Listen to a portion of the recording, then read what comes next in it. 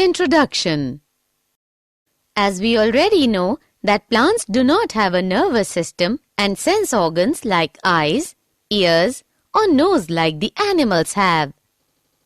Yes, but they can still sense things like light, gravity, chemicals, water, and touch by actions of hormones on them. So we can say that plants can sense the presence of stimuli and respond to them. We can also say that the hormones in plants coordinate their behavior by affecting the growth of a plant. Yes, and the effect on growth of the plant can result in the movement of a part of a plant like root or stem. The plants respond to various stimuli very slowly by growing.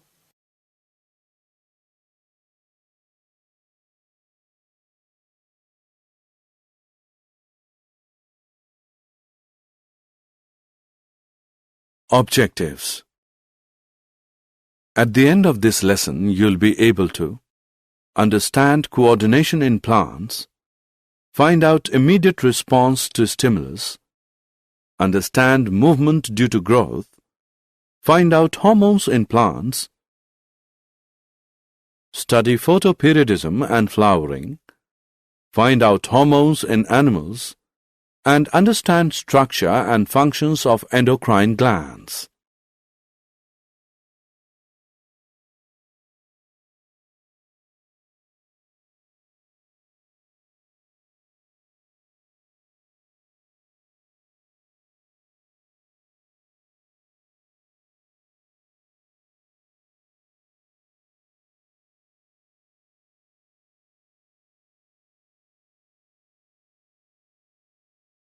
Coordination in plants. Plants lack nervous and muscular system. Plants respond to stimuli by showing two types of movements, growth-independent and growth-dependent.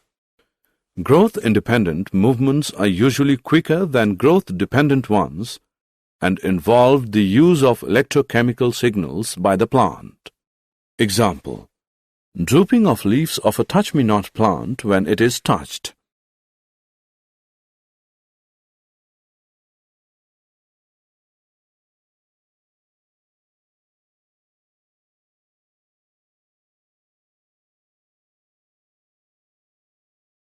Immediate response to stimulus. The movement of plants in the direction of stimulus is known as tropism. Tropic movements are shown in response to environmental factors such as light, gravity, water, and chemicals. Growth-dependent movements or tropic movements are slow, occurring either towards or away from the stimulus. Phototropism is directional movement of a plant part in response to light. Example: shoots show positive phototropism. Plant roots are negatively phototropic, whereas plant shoots are positively phototropic. Geotropism is directional movement of a plant part in response to gravity. Example: roots show positive geotropism. Plant roots are positively geotropic, whereas plant shoots are usually negatively geotropic. Chemotropism is directional movement of a plant or plant part in response to chemicals. Example: growth of the pollen tube towards the ovule. Hydrotropism is movement of a part of a plant in response to water. Example: roots.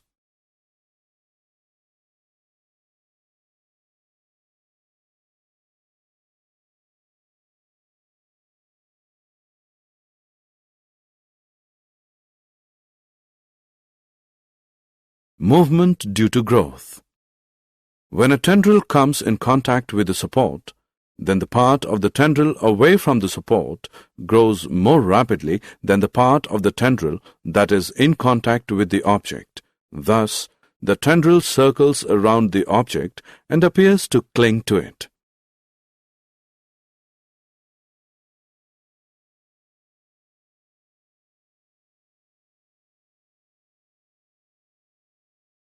Hormones in plants. Plant hormones or phytohormones are chemical substances produced naturally by plants. They are capable of being translocated and regulate one or more physiological processes when present in low concentrations. Plant hormones and their functions are as given in table.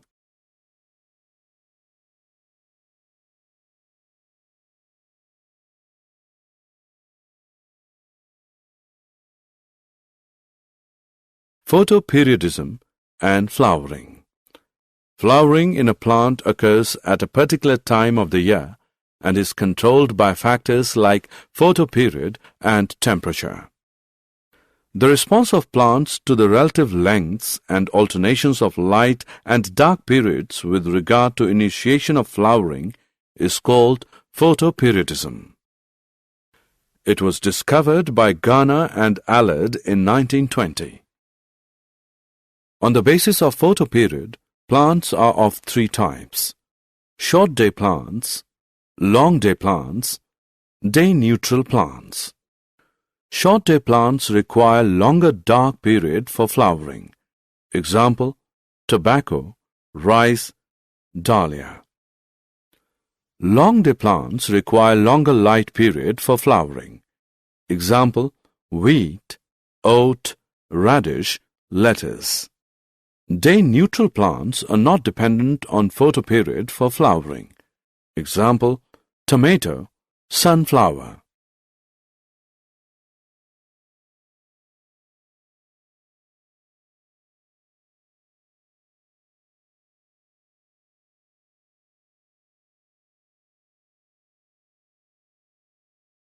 Hormones in animals.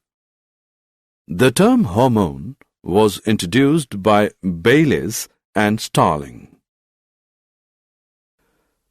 The hormones in animals are produced by the endocrine glands and are chemical substances that control and coordinate activities of living organisms and also their growth. Animal hormones do not bring about directional growth depending on environmental cues, but promote controlled growth in various areas to maintain the body design. Animal hormones and their functions and deficiency diseases are as given in table.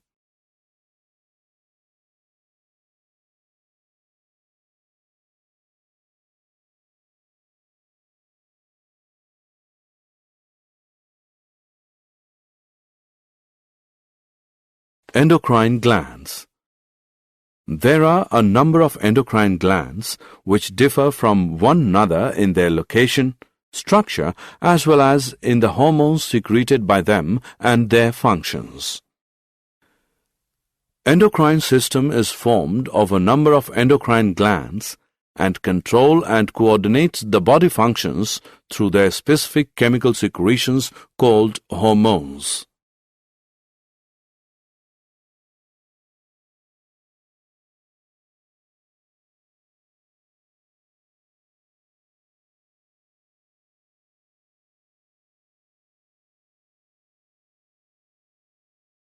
Did you know?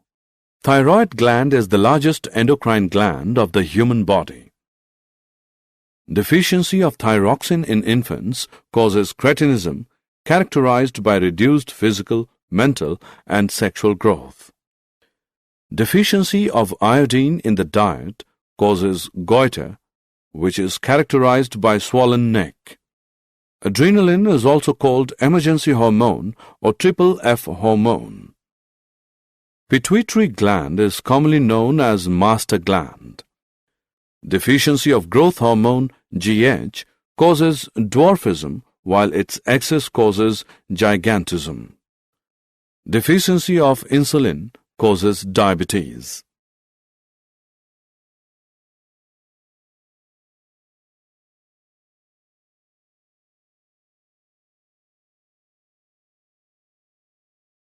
Summary.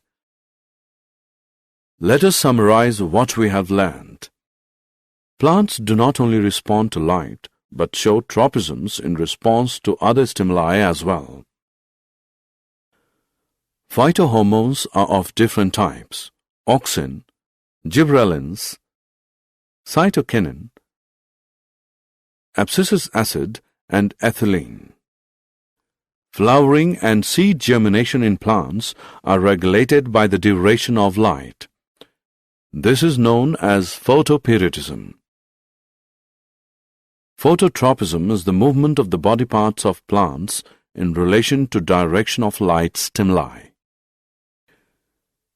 Geotropism is the movement of the body parts of plants in relation to gravitational pull of the earth. Hydrotropism is the movement of the body parts of plants in the direction of water.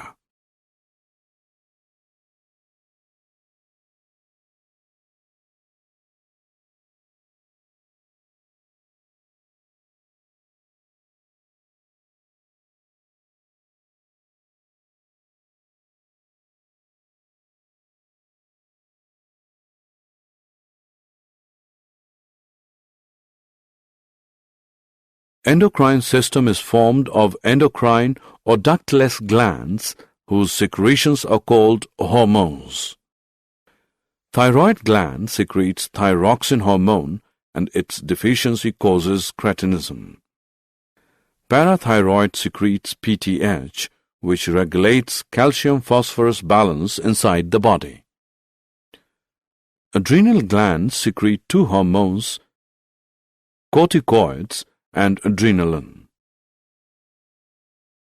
Hypothalamus secretes releasing hormones which regulate hormonal secretions from anterior lobe of pituitary.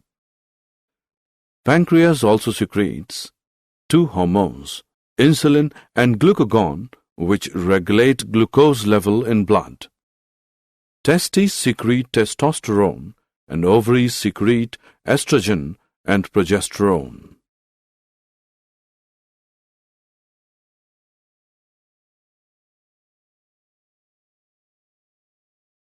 परिचय। श्रुति, क्या तुम जानती हो कि पौधों में जंतुओं की भांति तंत्रिका तंत्र तथा संवेदी अंग जैसे आंख, कान तथा नाक उपस्थित नहीं होते?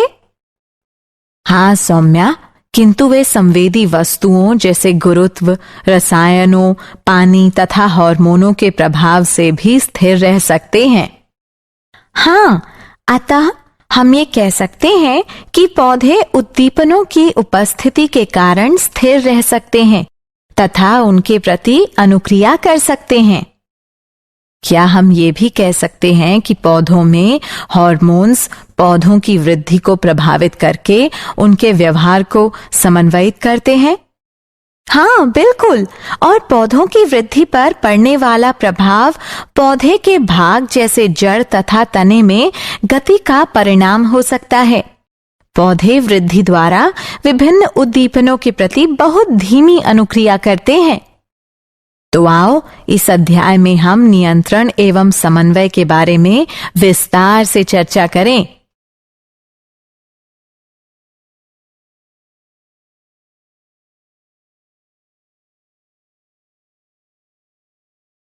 उद्देश्य। इस पाठ के अंत में आप निम्न करने में सक्षम हो जाएंगे: पौधों में समन्वय को समझना, उद्दीपन की तात्कालिक अनुक्रिया का पता लगाना, वृद्धि के कारण गति को समझना, पौधों में हार्मोनों का पता लगाना, दीप्तिकालिता तथा पुष्पन का अध्ययन करना, जंतुओं में हार्मोनों का पता लगाना, अंतःस्रावी ग्रंथियों की संरचना तथा उनके कार्यों को समझना। पौधों में समन्वय।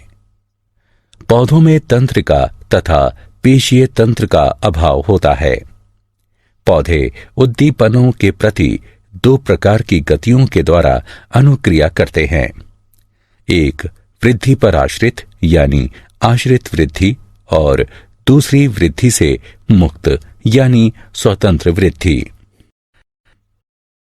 वृद्धि से मुक्त यानी स्वतंत्र वृद्धि गति वृद्धि पर आश्रित यानी आश्रित वृद्धि गति से अधिक तेज होती है तथा ये पौधे द्वारा वैद्युत रसायन संकेतों के प्रयोग को भी सम्मिलित करती है। उदाहरण, छुई मुई पौधे की पत्तियां छूते ही मुड़ना प्रारंभ कर देती हैं तथा नीचे झुक जाती हैं।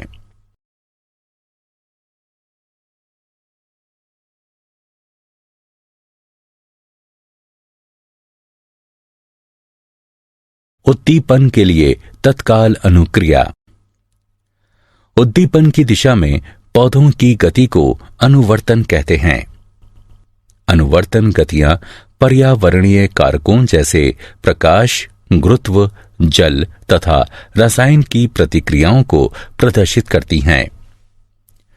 वृद्धि पर आश्रित यानी आश्रित वृद्धि गतियां अथवा अनुवर्तन गतियां धीमी होती हैं।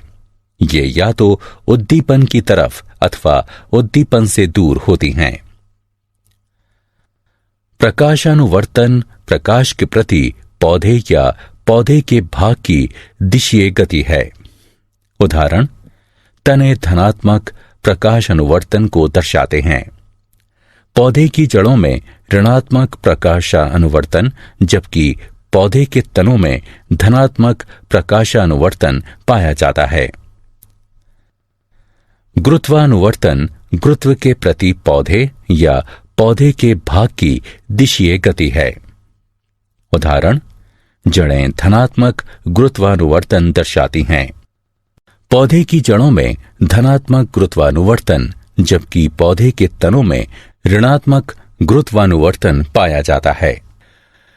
रसायन अनुवर्तन रसायनों के प्रति पौधे या पौधे के भाग की दिशीय गति है। उदाहरण, बीजांड की तरफ पराग नलिका की वृद्धि। जलानुवर्तन जल के प्रति पौधे या पौधे के भाग की दिशीय गति है। उदाहरण, जड़ें।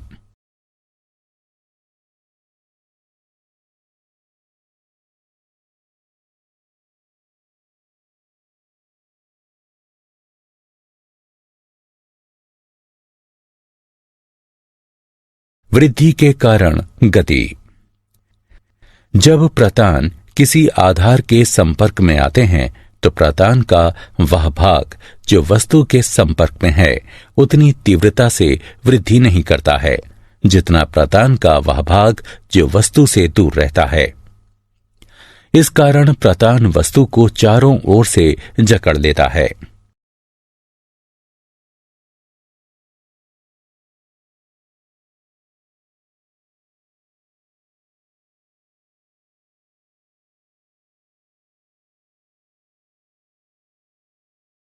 पौधों में हार्मोन। पादप हार्मोन या फाइटोहार्मोन ऐसे रसायन तत्व हैं जो कि पौधों द्वारा प्राकृतिक रूप से उत्पन्न होते हैं। जब ये कम सांद्रण में उपस्थित होते हैं तो एक या एक से अधिक कार्य की प्रक्रियाओं को नियंत्रित करने में सक्षम होते हैं। पादप हार्मोन तथा उनके कार्य निम्नलिखित सारणी में दिए गए हैं।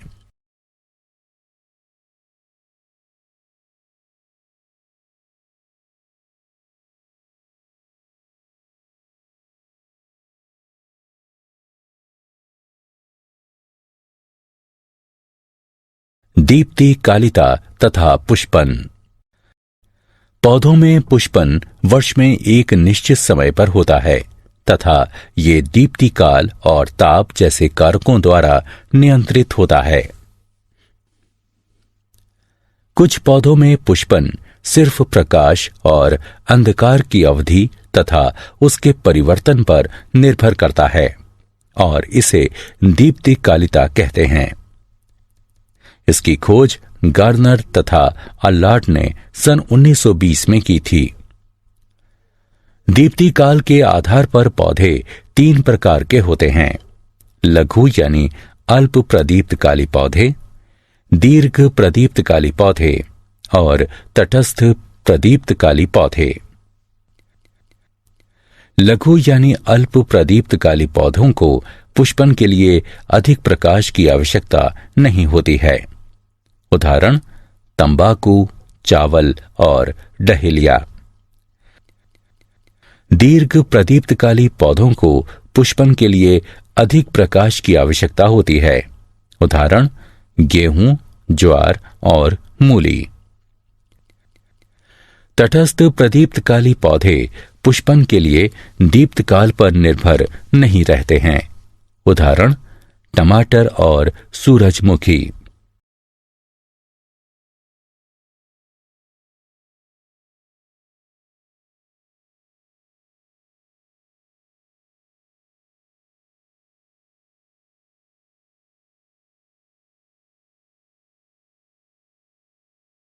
जंतुओं में हार्मोन। हार्मोन शब्द को बेलिस और स्टार्लिंग ने प्रतिपादित किया था। जंतुओं में हार्मोन्स अंतःस्रावी ग्रंथियों द्वारा उत्पन्न होते हैं और ये रसायन तत्व सजीवों की गतिविधियों और उनकी वृद्धि को नियंत्रित एवं समन्वयित करते हैं। जंतु हार्मोन वातावरणीय कारकों पर निर्भीत दिशीय गति नहीं लाते हैं, किंतु शरीर की संरचना को बनाए रखने के लिए विभिन्न क्षेत्रों में नियंत्रित वृद्धि को बढ़ावा देते हैं। जंतु हार्मोन्स और उनके कार्य तथा उनकी कमी से होने वाले रोग निम्नलिखित तालिका में दिए गए हैं।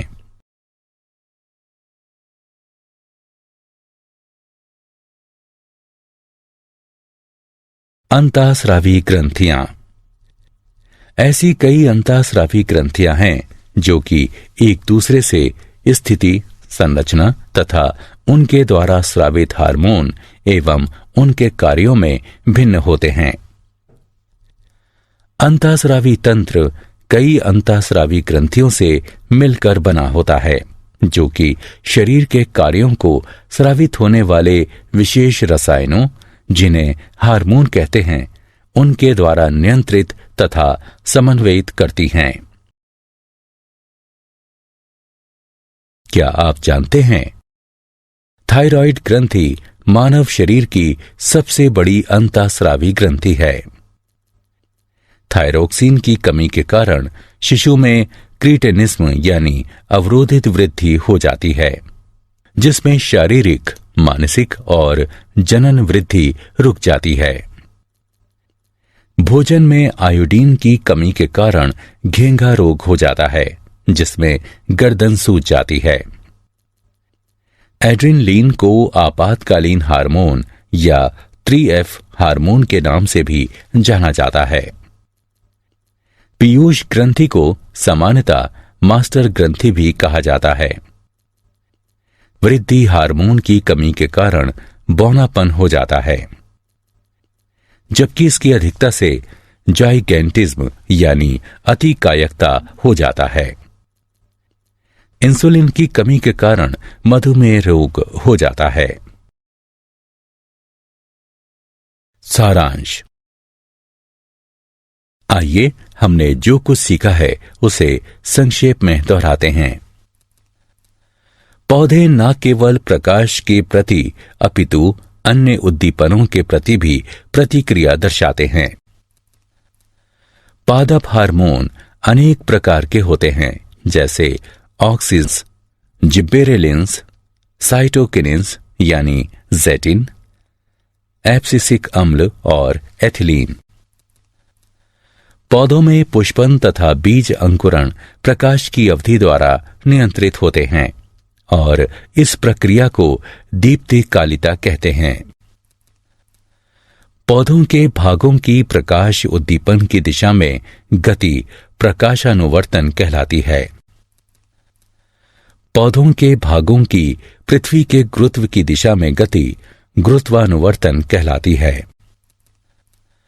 पौधों के भागों की जल की दिशा में गति जलानुवर्तन कहलाती है।